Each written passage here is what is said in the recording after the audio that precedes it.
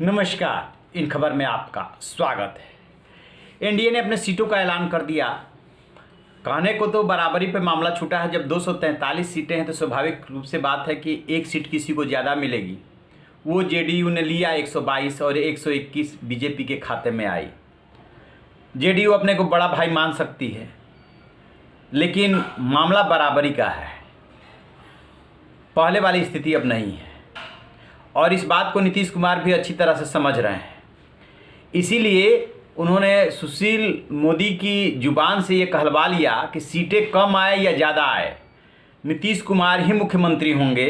वही यहाँ के नेता हैं, उन्हीं के नेतृत्व में चुनाव लड़ा जा रहा है।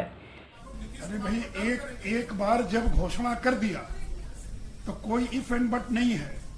जितनी भी सीटें जिसको आए, नीतीश कुमार जी को दो लगातार हमारे मुख्यमंत्री हैं, जब हम साथ में रहे हैं, आज भी मुख्यमंत्री हैं और आगे भी बिहार के इस गठबंधन के वही उम्मीदवार हैं और वही मुख्यमंत्री रहेंगे। इसमें संख्या किसको क्या आई, नहीं आई, क्या हुई, इसका कोई संबंध नहीं है। मैं मीडिया से भी आग्रह करूंगा कि अनावश्यक विषयों को जो उछालने का प्रयास किया जा रहा है, उसमें किसी को सफलता नहीं मिलेगी। ऐसा अटूट गठबंधन है, इसलिए हम लोग मिलकर चुनाव लड़ रहे हैं। और पोस्ट पोल भी जब मुख्यमंत्री का उम्मीदवार घोषित किया, ये थोड़ी कहा कि हमको ज्यादा आएगा कम आएगा तो कौन बनेगा।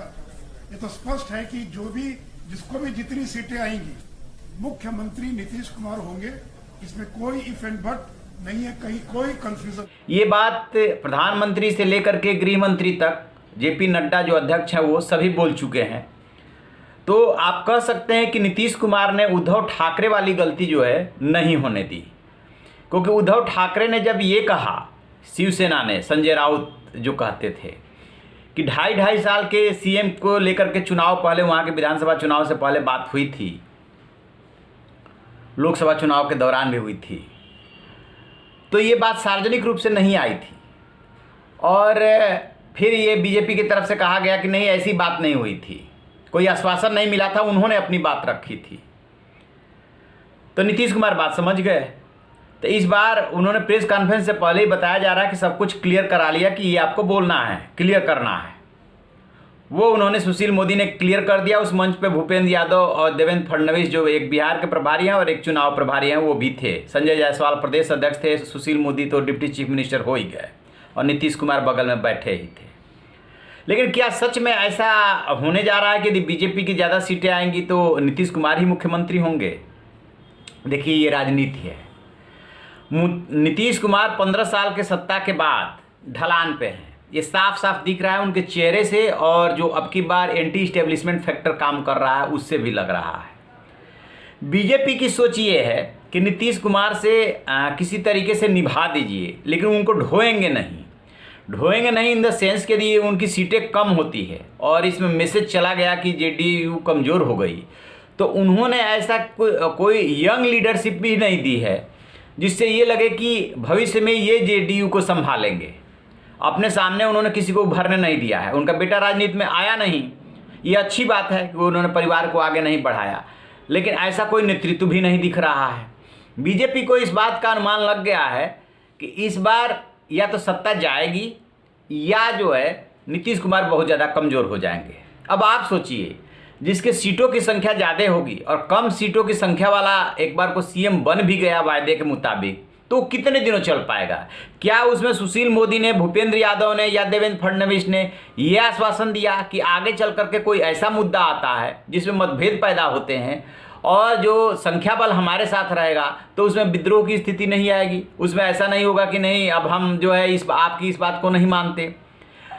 जो संसदीय लोकतंत्र होता है वो संख्या बल से चलता है। इतिहास गवाह है, चाहे केंद्र हो या राज्य, जब ऐसी गठबंधन की सरकारें बनी हैं तब जो है संख्या बल के हिसाब से डिसीजन होते रहे। ये तो छोड़िए, उत्तर प्रदेश में क्या हुआ था? उत्तर प्रदेश के यदि पिछले के मायावती और बीजेपी के गठबंधन को याद कीजिए तो मायावती अपनी बात से मुकर गई थी। ऐसे ही बहुत सारे उदाहरण मिल जाएंगे जब लोग बात से मुकर जाते हैं। कर्नाटक में क्या हुआ था? कर्नाटक में कांग्रेस और जेडीयू की जगह जेडीएस, वहाँ पे उनका समझौता हुआ था।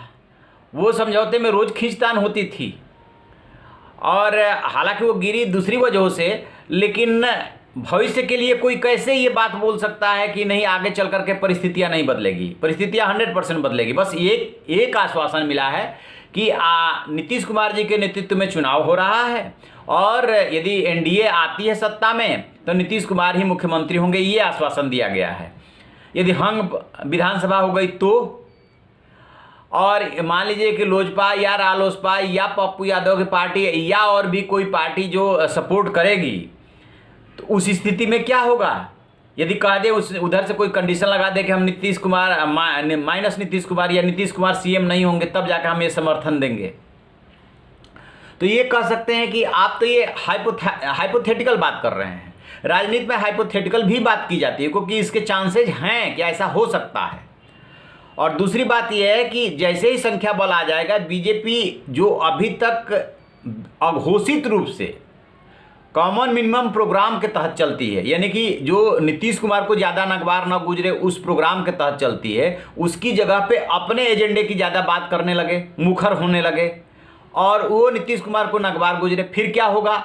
तो एक आश्वासन मिला है, तय मानिए उद्धव ठाकरे वाली गलती नीतीश कुमार ने नहीं होने दी, लेकिन आगे का नीतीश कुमार का रास्ता यदि वो ज़्यादा सीटें नहीं ले आते हैं तो वो काफ़ी पथरीला होगा, काफ़ी कांटों भरा होगा और बीजेपी से उनका निभना मुश्किल हो जाएगा। यही प्लान है बीजेपी का 2020, किसी तरीके से बिहार में अपना सीएम बनाना है। अब भविष्य बताएगा कि कौन अपने मकसद में कितना कामयाब हुआ। तो आप ऐसी खबरों के लिए देखते रहिए हमारा डिजिटल चैनल इन खबर। Thank you. इन खबर चैनल को सब्सक्राइब करें और